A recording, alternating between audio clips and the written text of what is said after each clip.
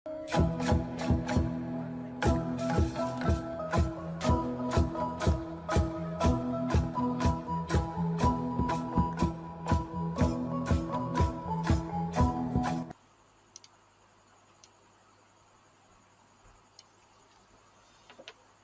nè, mquan em ni buồn sang khơi nem thu đung pre kana buồn sang đây gà đặc xem lăng doan rạ nè tôi mà để nạ buồn sang đây gà đã lại tôi ram đê nấn ta lại tôi ram đê này hiếm bạ mệt vả đã rình à lại tiếp cả po rạ này lại tiếp càng quý bông lần là lần này lại như lại lần nhà nước bị lần nạ buồn sang ô nó nhà rạ này lại nhà nước chịu thôn plan mại nó nít lại lần là nó na hàng nạ buồn sang lấy lẩu nó đã ta po lại trình đã thầu lại ta trình nuôi po phun một lần tôi nhiều cái hẹp này này bổ bình nó cái nào cái nhân nào hẹp còn nằm là lấy là buồn là sang đặt một lần ó chỉ có nói nhá một lần lấy nó mày pre ít lằng bẹ video màu bình bằng từ buồn sang đặt thằng đi còn mày mắt này pre cái nào buồn sang tiên lằng ta lấy bọ cái nhiều ngã lê từng hàng nào buồn sang ta hiếm bảy lấy một cái từng lê từng hiếm bảy như ngã nào buồn sang mừng đi nạp lần càng làm đây này nên buồn sang cặp những xem lằng làm cái khác. Nhưng bây giờ nhà nước đã dùng đến giao để cho dự án công ty làm dự án thì bà con phải trả cho nhà nước. Bây giờ nhà nước là có đất à, ở người ta chỗ có đất à, đất cái nào mà đưa các bà con đi đâu nói hướng đất là của chung của dân hết chứ. Nhưng mà sao mà nghe Có dân mới có đất. dân đâu bây giờ này lại bây giờ dân đâu này, dân đâu mà được mày lại gì đó. Đấy, Cái này là không có hết tên được đồng bào này hả? mình cứ là mình làm cái đơn cho xã đấy. Ý là các anh này hay là ấy làm đơn cho xã đấy nói là tại sao như vậy, chứ vợ em bên nhà em cũng giải thích được như vậy được. Biết thôi, đi đường nào đi hết, đi tình được đưa đi. Đâu mình đâu cướp đất người ta đâu mình sợ. Em đang nói là ví dụ cái công ty mà làm sai thì ví dụ là cũng là bắt mình đi đấy, đưa mình đi tối được hết, đưa cái nào được hết, đi tuyên được, đi phố được, đi cắt tình được, mình đâu ăn con cướp mình sợ giết người mình sợ. Bây giờ mình buông mình đòi lắm, mình lắm nên mà có ăn, giống ăn đi mà vòng vòng xung quanh mà về nhà có tiền mà ăn sướng nghỉ sướng. Tốt nhất là đưa đi, đưa tiền đưa gạo, một tháng một bao gạo là mình về, sao thấy năng quá trời ơi. Vì mà vừa cái nhà bảo vệ, việc mà tạo nhà bảo vệ tới đuổi việc là cái này chưa về nhà ăn đi cũng được, uống bia cũng được, chứ ăn sướng ngủ sướng, kêu mấy đọc vô đấy đưa bao gạo một tháng là mình về, mình không làm đâu đâu. Ôi, đấy là những cái công ty mà nó không có tâm, nó mới như vậy. Kể là cô ấy là kể công ty, nhưng mà bọn em đi là đi luôn đi kiểm tra đi bảo vệ là ăn sướng nghỉ sướng. Kêu mấy dân đọc xuống để đường vào ra một tháng là mình về, mình khỏi làm chả năng lắm này, trời ơi nhưng mà đang khổ thế này, thà rằng mình về là ăn sướng đi sướng, nhưng ông đi là này cứ về có tiền lương này.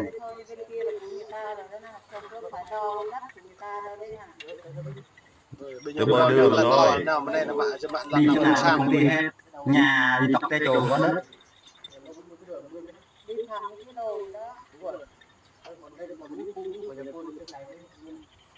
Cái mồ kia là của người ta này, cái đây thôi, cái thẳng đây nè. Nhưng mà được.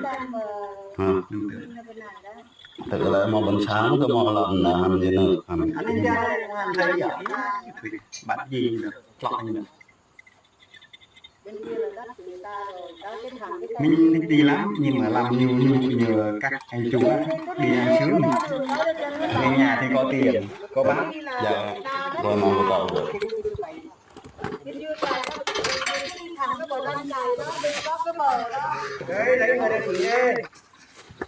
Tôi có tay tôi đi thôi như này.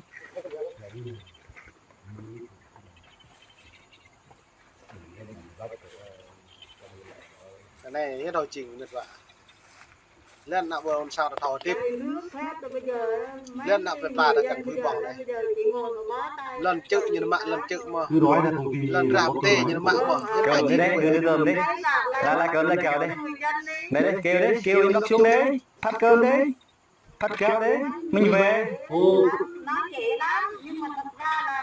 Kêu đấy, kêu em đọc xuống đấy, mình về, tôi chưa phải năng làm gì. Nhưng ông anh đi tôi mình là có tiền bạc rồi về nhà sung sướng.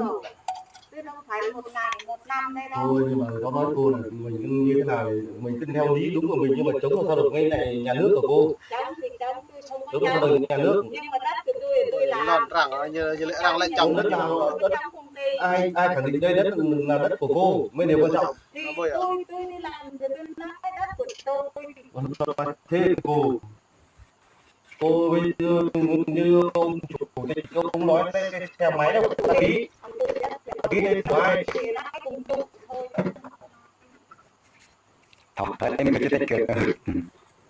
Ông là tôi không muốn nói thôi, tôi nói ra là tôi đây là có đồ nói thôi. Cái đó không cái này là lý thảm đi, tôi nói thật là bằng vậy. Nó không có tồn tại như bây giờ là còn cái sỏi cái đá không. rồi lần nào buồn sang ta là tôi nhìn nào mạng lòng cái béo như lên lần nhà nước á. Người dân là người không có học thức, tôi không có trình độ, nhưng mà tôi có trình độ cho nên thật đó, cái phá này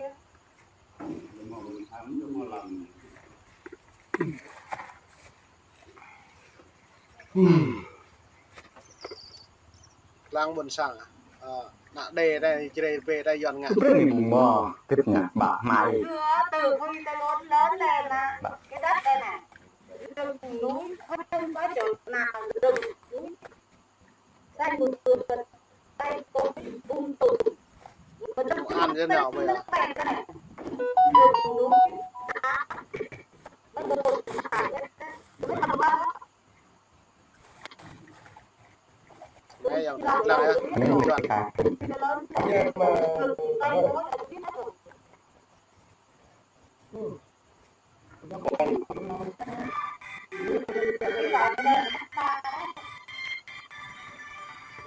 Ở một ban. Nếu có con này ở đây cháu sẽ đại diện cho công ty rồi là cháu hỗ trợ cô là 10 triệu hết, tổng này là 13 triệu và sẽ cho cô mượn lại trong vòng 1 năm. Rồi em đi em khỏi đây. không cần tiền tôi chỉ chẳng mượn bạc thế này. Rồi em tắt máy.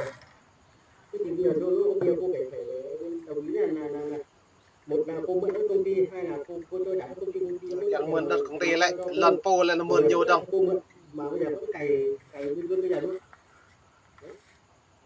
tôi nói là đưa tiền là tôi nói thật tôi không cần tiền. Như vậy cô cứ đi theo bản tạm thành đất của công ty của mình. Còn thỏa thuận đi hỗ trợ tiền em ơi.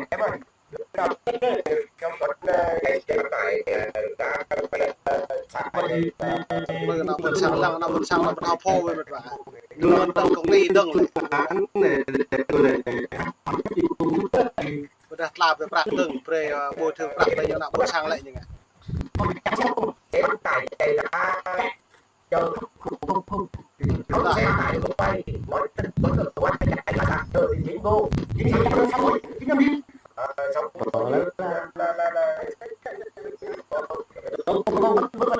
Mang yêu mình là buồn sang.